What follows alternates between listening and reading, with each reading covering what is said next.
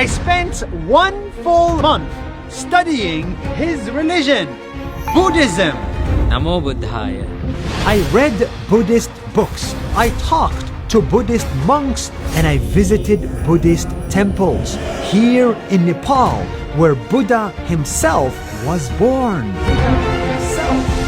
And I discovered that I am secretly Buddhist and you are secretly Buddhist. But first, some background. I am on a 6-month challenge to study 6 top religions, one every month. Buddhism, Hinduism, Judaism, Christianity, Islam, and even atheism. This is the story of what I learned from Buddhism.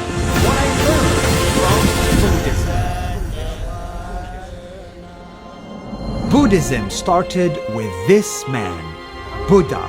He was born right here in this exact place in Nepal 2,500 years ago. And today, more than 500 million people follow his wisdom. Buddhism is deep and rich. I cannot cover it in one short video. So I'm gonna focus on the little bit of Buddhism that changed my life. In Buddhism, there is no God. There are no angels and no prophets. There is no devil and no Satan. There is no commandments and no prayers. There is even no eternal heaven or eternal hell. What the hell? This shocked me. Don't be shocked. I learned that Buddhism doesn't worry about life after death, heaven or hell.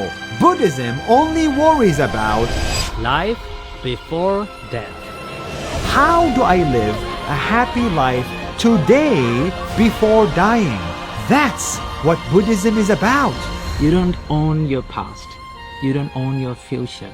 You cannot control, you cannot do anything about it. You have only this moment.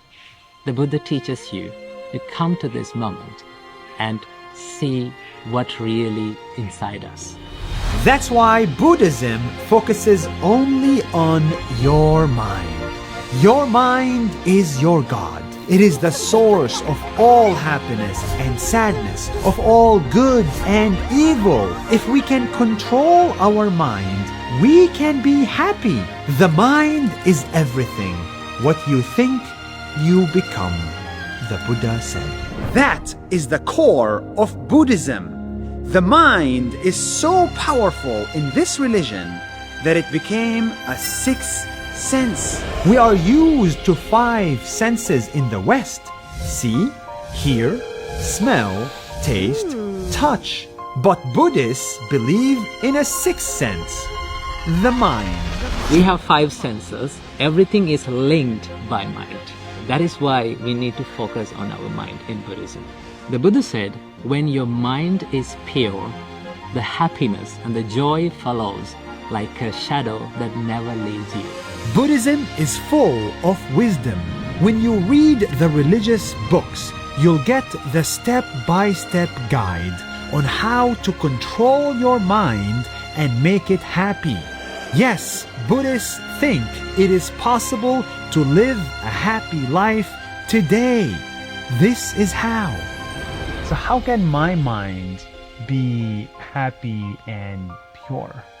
The Buddha teaches you that let go of the attachment and then you will be happy. Let go of the attachment. Yes. Let go of attachments. Turns out our mind gets sad when it gets attached. You get attached to money, to people, to emotions. And when your money is gone, then you suffer. When your father is gone, then you suffer.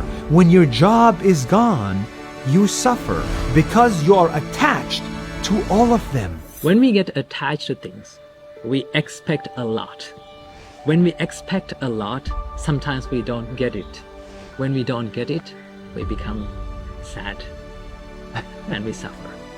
Expectations is the thief of joy. Really. Buddhism teaches us not to get attached. Because in life, nothing lasts forever. Our parents, they don't last forever. Our job, it doesn't last forever. Our nice car, our country, our money, everything will be gone one day. Is there anything that's not subject to change? Yes, What is it? that is the process of changing. So, this is a true story. I did a 1-hour meditation today and I almost cried. Just thinking about the idea that nothing in my life would last forever made me cry. The Buddha said, let go of attachment and you will be at peace. This sounds simple, but it's really hard to accept.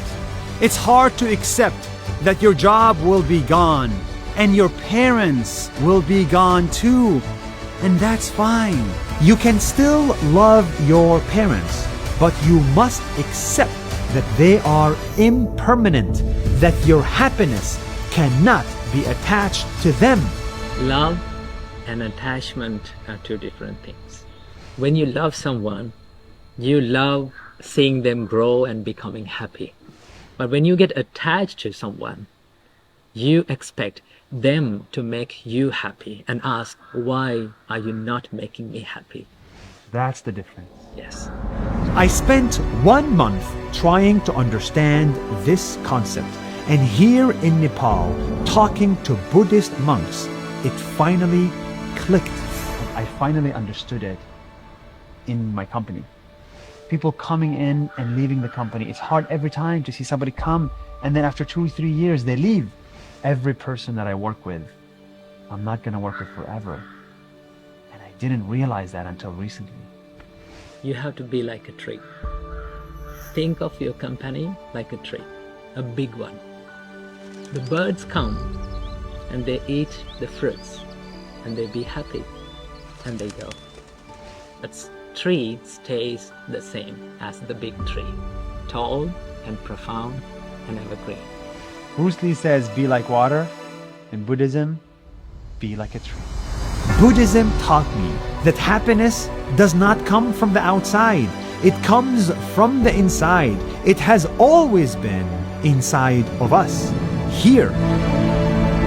And the best part about Buddhism is that you don't have to convert to it.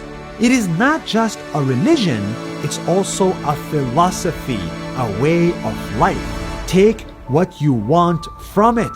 Dalai Lama once said that do not try to use Buddhism to be a better Buddhist. Try to use Buddhism to be a better version of what you already are.